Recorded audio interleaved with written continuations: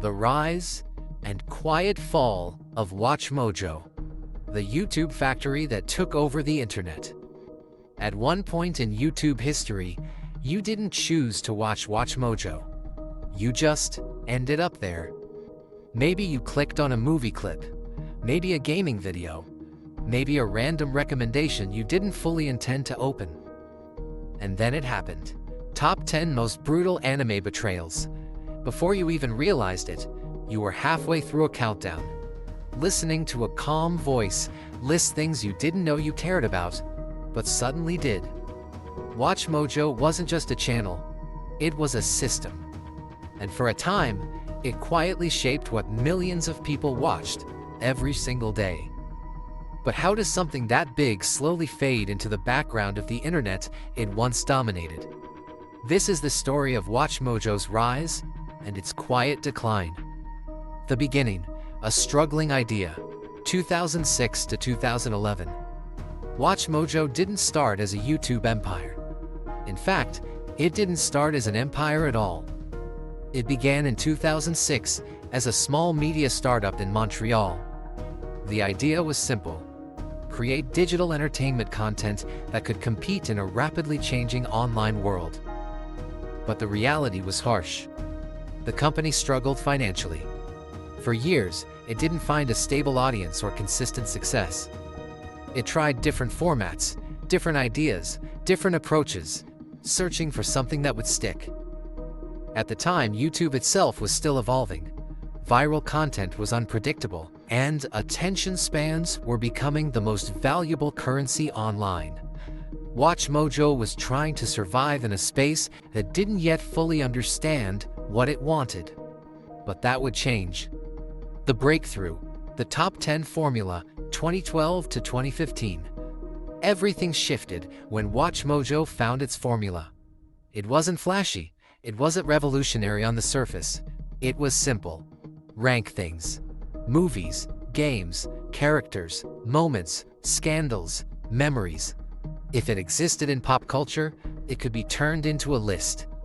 And the format worked perfectly with YouTube's algorithm. Clear titles, strong curiosity hooks, predictable structure, high watch retention. Top 10 wasn't just content, it was psychological design. People didn't just watch one video. They watched 5, then 10, then 20, because each list created another question: what's number 1? And that question was enough to keep them watching. WatchMojo didn't just grow, it exploded. The empire phase, YouTube dominance, 2015 to 2020. At its peak, WatchMojo was everywhere. It wasn't just a channel anymore, it was a content machine. Videos were uploaded constantly. Topics covered everything: Hollywood films, anime series, video games, internet culture, nostalgia, celebrity controversies. WatchMojo expanded into multiple spin-offs, each targeting different audiences and niches. The brand became a kind of background presence on YouTube. You didn't have to seek it out, it found you. For millions of viewers, WatchMojo became part of the daily internet routine. Something you clicked without thinking. Something familiar, consistent, reliable. And in a chaotic platform, that consistency was powerful. But underneath the success, something subtle was happening. The formula wasn't evolving. It was repeating. WatchMojo's biggest strength eventually became its biggest limitation.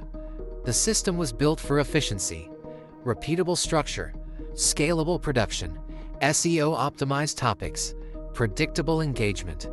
But that also meant creativity had boundaries. Over time, viewers began to notice patterns: similar phrasing in videos, recycled topics with slight variations, familiar countdown structures, a neutral, corporate narration style. It wasn't bad content, it was consistent content. And consistency, on YouTube, can slowly turn into predictability. While WatchMojo stayed the same, YouTube changed. A new generation of creators began rising. People who built audiences not on topics, but on personality. Viewers started gravitating toward commentary creators, story-driven essays, emotional storytelling, strong personal identity channels. The platform was no longer just about what you watched. It became about who you watched. WatchMojo, being largely faceless and formula-driven, didn't naturally fit this shift. It wasn't that audiences rejected it overnight. They just started choosing something else.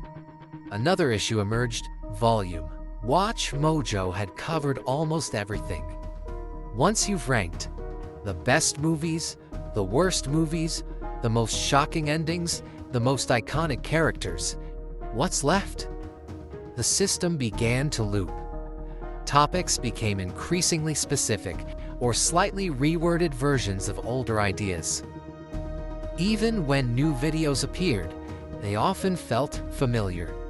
At the same time, YouTube itself was flooded with similar top 10 style content from other creators.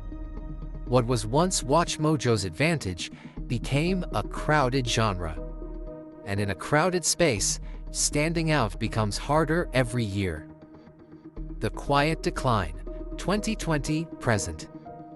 There was no dramatic collapse, no viral controversy, no sudden disappearance.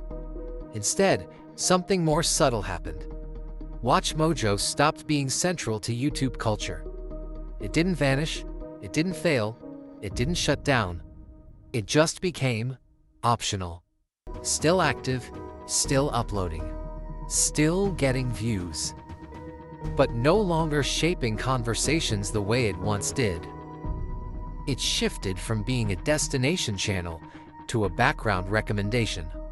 A familiar name people recognize, but no longer prioritize. What WatchMojo really represents? WatchMojo isn't just a channel. It represents a phase of the internet, a time when algorithms rewarded structure over personality. Lists dominated discovery. Production volume mattered more than individuality, and viewers consumed content in long, passive sessions. It was the perfect product for early modern YouTube. But YouTube evolved, and so did the audience. Conclusion: not a fall, but a transition. It's easy to describe WatchMojo as something that fell off, but that misses the real story. WatchMojo didn't collapse. It dominated a version of YouTube that no longer exists in the same form. And in doing so, it became a reminder of how fast the internet moves. What feels permanent today can become nostalgia tomorrow. The channel still exists, the lists still play, the voice still counts down. But the internet it once ruled, that world moved on, and it didn't wait for anyone to catch up.